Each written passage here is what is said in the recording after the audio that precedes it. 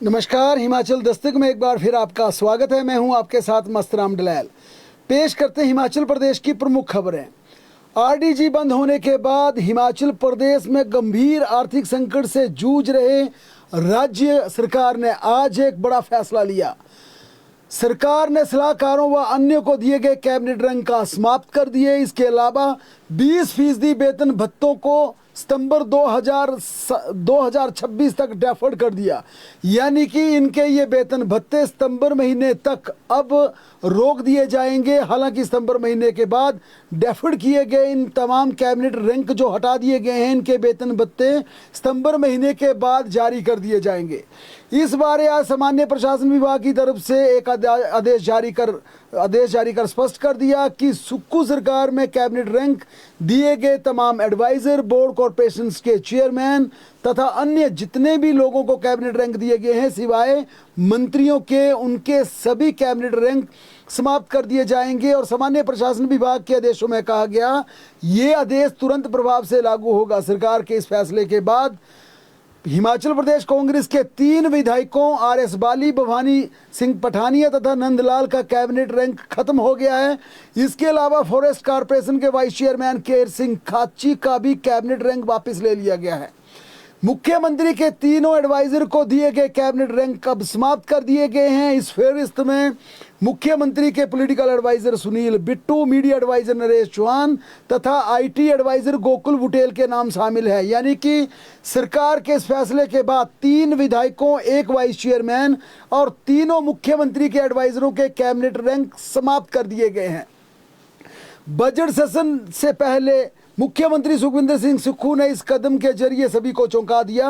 हालांकि cabinet rank खत्म करने से कोई वित्तीय फायदा सरकार को नहीं होगा, लेकिन इस फैसले का आम जनता में सकारात्मक संदेश जरूर गया है, जिससे सरकार की छवि बनी है। खासकर आम जनता ने मुख्यमंत्री के इस फैसले का पूरी तरह से स्वागत किया है। आज सोशल मीडिया पर पब्लिक ने मुख्यमंत्री के इस फैसले का स्वागत किया और इसे सही निर्णय बताते हुए आगे भी ऐसे फैसले लेने के लिए सरकार को आगे आने की बात कही। इस फैसले के बाद मुख्यमंत्री के मीडिया एडवाइजर नरेश चौहान ने खुलकर इस निर्णय का स्वागत किया।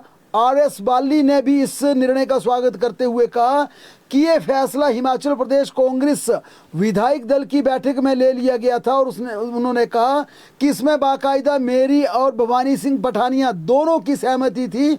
हम दोनों ने कहा था कि मुख्यमंत्री बिल्कुल स्वतंत्र हैं इस तरह के फैसले लेने के लिए और प्रदेश हित में अगर उनको भी कैबिनेट रैंक छोड़ना पड़ता तो इसके लिए तैयार है।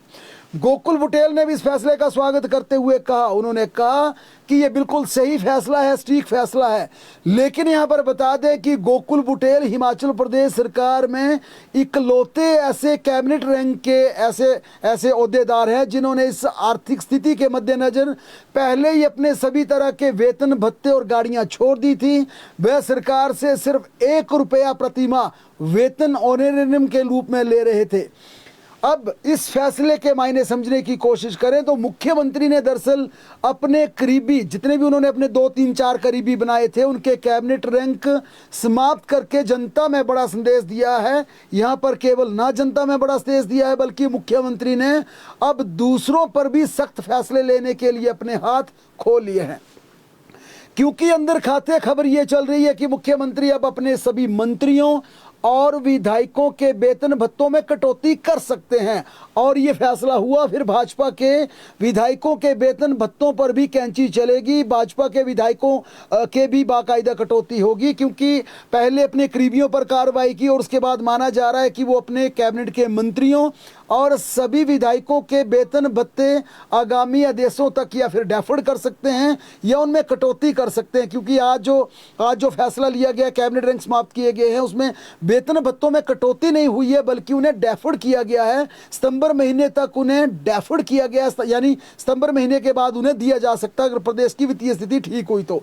इसी तरह से मंत्री विधायकों पर भी ये अंदर खाते खबर चल रही है कि मुख्यमंत्री उनके वेतन भत्ते या डेफर्ड कर सकते हैं कुछ परसेंटेज में या उन्हें कम भी कर सकते हैं। इसके अलावा हिमाचल प्रदेश के प्रशासनिक सचिवों तथा निदेशकों सहित पूरी अफसरशाही का सीधा मतलब है ब्यूरोक्रेट्स, जिसमें आईपीएस हैं, आईएएस हैं, आईएफएस हैं, इस टॉप की ब्यूरोक्रेसी के डीए भी आगामी आदेशों तक मुख्यमंत्री फ्रीज कर सकते हैं।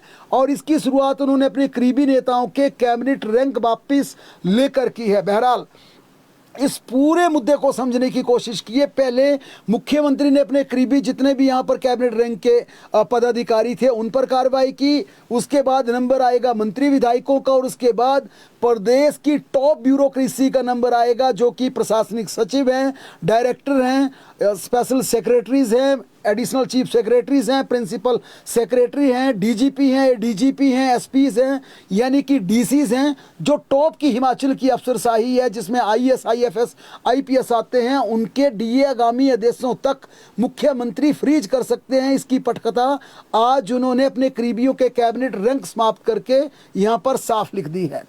बहरहाल इस मुद्दे पर मुख्यमंत्री सुखविंदर सिंह सुक्खू ने आज मीडिया से बातचीत में कहा, जिस प्रकार केंद्र ने हिमाचल प्रदेश की आरडीजी में कटौती की है, उसे देखते हुए प्रदेश को आत्मनिर्भर बनाने के लिए कैबिनेट रैंक वापिस लिए गए हैं। उन्होंने साथ ही मीडिया में बातचीत में ये भी साफ संदेश दिया कि आने वाले दिनों में और इसी तरह के आपको फैसले देखने को मिलेंगे, यानी कि जिसका हमने थोड़ी देर पहले जिक्र किया। अब मुख्यमंत्री का एंटीना मंत्री विधायकों तथा अफसरशाही की तरफ घूमेगा, ये जल्द आपको देखने को मिलेगा।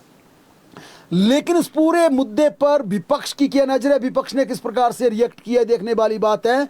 क्योंकि इस नोटिफिकेशन के तुरंत बाद नेता प्रतिपक्ष जयराम ठाकुर ने आज शिमला में प्रेस कॉन्फ्रेंस करते हुए इसी मुद्दे पर सरकार की घेराबंदी की।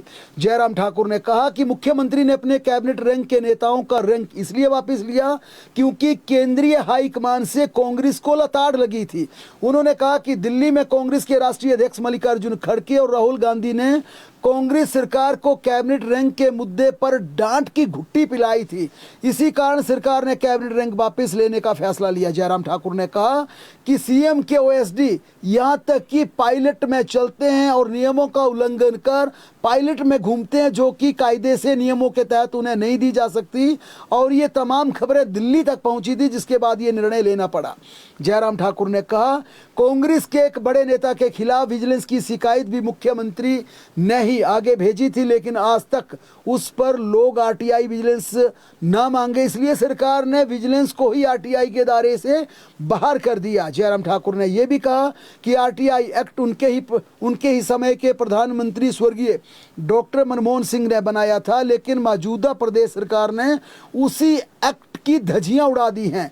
इस तरह से सुरक्षा एजेंसियों का भी दुरुपयोग नहीं किया जा सकता।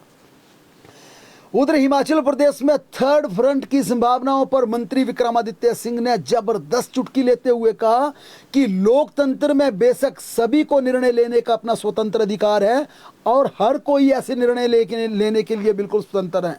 विक्रमादित्य सिंह ने कहा कि ये पहला मौका हिमाचल प्रदेश में नहीं है, बल्कि जब जब चुनाव आते हैं तो आम तौर पर ऐसे फ्रंट बनने की संभावनाएं दिखती रही हैं। उन्होंने कहा कि ये मेरे अपने राजनीतिक जीवन में भी मैंने कई बार देखा कि जब चुनावी वर्ष आते हैं तो इस तरह के फ्रंट अमूमन हिमाचल प्रदेश में बनते हैं। विक्रमादित्य सिंह का कहना था कि अगला साल चुनावी साल, ऐसे में सियासी दलों से नाराज नेता ऐसे फ्रंट बनाने की कोशिश करेंगे। विक्रमादित्य सिंह ने चुटकी लेते हुए कहा कि मुझे नहीं लगता कि हिमाचल प्रदेश में ऐसा कोई फ्रंट बेहतर जनता के लिए विकल्प हो सकता है। उनका कहना था कि हिमाचल में वोट किसी फ्रंट को नहीं बल्कि क्रेडिबल फेस को मिलते हैं, क्रेडिबल फेस के नाम पर वोट दिए जाते हैं।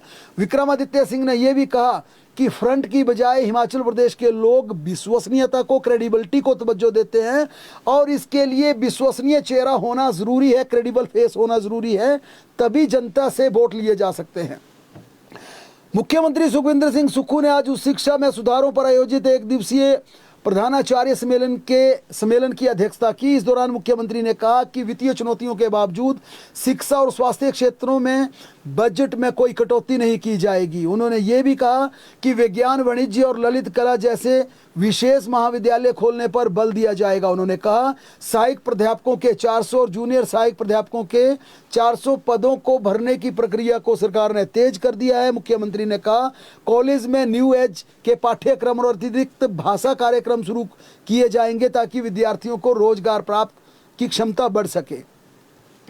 कुल्लू जिला के शांगर स्थित सरकारी स्कूल के हिस्ट्री लेक्चरर विपिन कुमार को राज्य सरकार ने सरकारी सेवाओं से बर्खास्त करने की आज नोटिफिकेशन जारी कर दी। दरअसल उन पर आरोप था कि वे नाबालिग बच्चियों को, छात्राओं को घर बुलाकर अपना निजी काम करवाता था।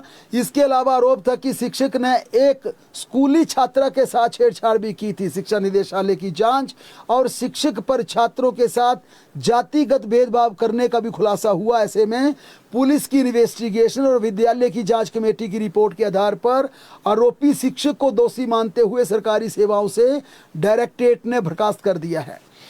हिमाचल प्रदेश में नए सेक्शन 70 में नॉन टीचिंग वर्क के कारण सरकारी स्कूलों में छात्रों की पढ़ाई पर विपरीत असर पड़ने वाला, यानी अगला साल हिमाचल प्रदेश के सरकारी टीचर्स के लिए टेंशन भरा रह सकता है। इसके पीछे बड़ी वजह यह है कि हिमाचल प्रदेश में इस साल, और इस साल का सीधा मतलब है अप्रैल से नए सेक्शन 70 से राज्य में पंचायत चुनाव हैं, जनगणना का काम चलना है, वोटर लिस्ट विशेष गहन समीक्षा होनी है। यानी एक साथ हिमाचल प्रदेश में 3 बड़े ड्राइव, 3 बड़े अभियान हिमाचल प्रदेश में चलेंगे और इन्हीं सभी पूरी प्रक्रियाओं को अमली जामा पहनाने के लिए सरकारी टीचर की सबसे ज़्यादा ज़रूरत पड़ेगी, क्योंकि हिमाचल प्रदेश में इस प्रकार के काम के लिए जब भी स्टाफ तैनात होता तो 50% से ज़्यादा एजुकेशन डिपार्टमेंट के शिक्षकों की सेवाएं लेने पड़ती हैं। इस साल अगले शैक्षणिक संस्थानों पर अगले सेक्शन 70 में शिक्षण संस्थानों की पढ़ाई बुरी तरह से प्रभावित हो सकती है और टीचर्स के लिए दिक्कत ये होगी, उन्हें अपना रिजल्ट भी देना होगा। अगर रिजल्ट बेहतर नहीं आए तो इंक्रीमेंट रुकेगी, उन पर कार्रवाई होगी, दोहरी टेंशन होगी। सरकार के जितने भी काम है, चाहे वो चुनावी ड्यूटी है, चाहे वो वोटर लिस्ट बननी है, चाहे जनगणना का अभियान है, सभी में शामिल भी होना होगा और स्कूलों का 100% रिजल्ट भी देना होगा। हिमाचल प्रदेश विधानसभा का बजट सत्र कल से दूसरे चरण में शुरू होने जा रहा है। आज शिमला में प्रेस कॉन्फ्रेंस करते हुए विधानसभा अध्यक्ष कुलदीप सिंह पठानिया ने बताया कि पूरे सत्र में कुल 16 बैठकें रखी गई थी, जिसमें 3 बैठकें हो चुकी हैं और 13 बैठकें शेष होनी हैं, जबकि आम बजट 21 मार्च को प्रस्तुत किया जाएगा। हिमाचल प्रदेश करुणामूलक संघ ने आगामी बजट में प्रदेश सरकार से करुणामूलक परिवारों के हित में फैसला लेने का आग्रह किया। करुणामूलक संघ ने कहा कि लंबे समय से करुणामूलक नौकरियों की मांग सरकार के समक्ष उठाते आए हैं, लेकिन कोई निष्कर्ष अभी तक नहीं निकल पाया है। ऐसे में संघ ने मुख्यमंत्री से आग्रह किया कि अगले बजट सत्र में करुणामूलक परिवारों के हित में सरकार बड़ा फैसला ले। हिमाचल प्रदेश हाईकोर्ट ने राज्य सरकार की ओर से अदालती आदेशों की अवहेलना और स्टाफ नर्सों की आउटसोर्स नियुक्तियों पर एफिडेविट दाखिल न करने पर कड़ा रुख अपनाया है। मुख्य न्यायाधीश गुरमीत सिंह संधवालिया और न्यायाधीश विपिन चंद्र नेगी की खंडपीठ ने सरकार की कार्यप्रणाली पर असंतोष जताते हुए 20,000 रुपये का जुर्माना भी सरकार को लगाया है। अदालत ने पारित आदेश में कहा कि जुर्माने की ये राशि आईजीएमसी शिमला के गरीब रोगी उपचार कोष में जमा करवाई जाए। कोर्ट ने टिप्पणी की है कि आउटसोर्स के जरिए भर्ती करना संविधान के अनुच्छेद 14 और 16 समानता का अधिकार का उल्लंघन है। ये कर्मचारियों का शोषण करता है, क्योंकि उन्हें नियमित कर्मचारियों की तुलना में बेहद कम वेतन सरकार दे रही है। अदालत ने पारित आदेशों में कहा कि यह केवल नियुक्तियों का मामला नहीं, बल्कि अनुच्छेद 21 जिसमें जीवन का अधिकार से भी जुड़ा बताया है। आउटसोर्स स्टाफ नर्सों पर विभाग का सीधा अनुशासनात्मक नियंत्रण नहीं होता, जिससे अस्पतालों में भर्ती मरीजों के स्वास्थ्य और सुरक्षा पर विपरीत असर पड़ सकता है। उधर शिमला स्थित कालीबाड़ी मंदिर में मंदिर प्रशासन ने आज गैस सिलेंडर की कमी के चलते मंदिर में लंगर सेवा को बंद करने का फैसला लिया है। इसी बीच मंदिर प्रशासन ने एक वैकल्प व्यवस्था भी सुझाई है। मंदिर प्रशासन ने कहा, यदि कोई श्रद्धालु अपने स्तर पर गैस सिलेंडर की व्यवस्था करता है तो वह मंदिर में हलवा प्रसाद या भंडारे का आयोजन करवा सकता है। इसके लिए उसे मंदिर प्रबंधन से अनुमति लेनी होगी और आवश्यक औपचारिकताएं भी पूरी करनी होगी। इस पहल का उद्देश्य ये है कि धार्मिक गतिविधियां पूरी तरह से बंद ना हो और श्रद्धालु अपनी श्रद्धा अनुसार योगदान कर सके। इसका सीधा मतलब है कि हिमाचल प्रदेश में और पूरे देश में जो जिस प्रकार से गैस सिलेंडर की और जिस प्रकार से बड़ा संकट यहाँ पर खड़ा हुआ है, उसका असर अब सीधे सीधे धार्मिक संस्थानों पर दिखने लगा है, जिस पर आज बाकायदा प्रेस नोट जारी करते हुए कालीबाड़ी मंदिर की तरफ से ये कहा गया कि आगामी आदेशों तक लंगर की व्यवस्था बंद कर दी जाएगी। मंदिर में हलवा भी नहीं बनेगा, क्योंकि गैस सिलेंडर नहीं है तो फिर ना लंगर बन पाएगा ना हलवा बन पाएगा। ऐसे में जरूर ये कहा है कि अगर कोई श्रद्धालु अपने स्तर पर गैस सिलेंडर लाता है तो फिर लंगर बनाया जा सकता है। प्रधानमंत्री नरेंद्र मोदी के खिलाफ सोशल मीडिया पर विवादित पोस्ट लिखने के मामले में गगरेट विधानसभा क्षेत्र के एक युवक अनिल डडवाल के खिलाफ एफआईआर दर्ज की गई है। इस मामले में दिल्ली पुलिस की स्पेशल ब्रांच ने उनके खिलाफ मामला दर्ज कर उनकी तलाश शुरू कर दी है। उनकी गिरफ्तारी के लिए दिल्ली पुलिस की एक टीम गगरेट स्थित उनके आवास पर पहुंची, लेकिन डडवाल के घर पर ना मिलने के कारण पुलिस को खाली हाथ वापस लौटना पड़ा। लेकिन अब मोबाइल फोन की लोकेशन के आधार पर कई जगह और कई ठिकानों पर दबिश दी जा रही है। उधर सोलन जिला के औद्योगिक क्षेत्र नालागढ़ में आज दोपहर बाद फायरिंग का मामला सामने आया। जानकारी के अनुसार दिशांत नामक युवक ने अपने ही एक दोस्त पर देसी कट्टे से गोली चला दी। इस घटना में पीड़ित युवक के हाथ में गोली लगी है, जबकि कुछ छर्रे उसके पेट में भी जा लगे। मंडी जिला के ख्यालाग गांव में सड़क के किनारे एक नाली में 30 साल के युवक निशु नामक युवक का शव बरामद किया गया। परिजनों के अनुसार निशु ने शराब पी रखी थी और आशंका जताई जा रही है कि नशे की हालत में वह नाली में गिर गया होगा। जब उसे देखा गया तो उसका चेहरा नाली में नीचे की तरफ था और पानी गर्दन के ऊपर से बह रहा था, जिसके बाद वह उठ नहीं पाया और उसकी दुखद मृत्यु हो गई। उधर सोलन जिले के कराल घाट क्षेत्र में 2 शव बरामद किए गए। सूर्य देवता के पास एक युवक का शव से पेड़ लटका बरामद किया गया, जबकि कुछ ही दूरी पर एक अन्य युवती की डेड बॉडी बरामद की गई।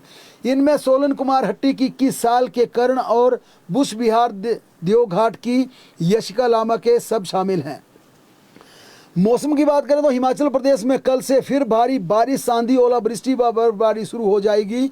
मौसम विज्ञान केंद्र ने 18 और 19 मार्च को प्रदेश में भारी बारिश व ओलावृष्टि होने का ऑरेंज अलर्ट जारी किया है। 20 मार्च को भी प्रदेश के अनेक स्थानों पर बारिश, ओलावृष्टि व बर्फबारी होने का पूर्वानुमान जताया जा रहा है। प्रदेश में 23 मार्च तक मौसम इसी तरह से खराब बना रहेगा। बहरहाल प्रदेश की तमाम बड़ी खबरों के लिए लगातार जुड़े रहें हमारे साथ, देखते और पढ़ते रहें हिमाचल दस्तक।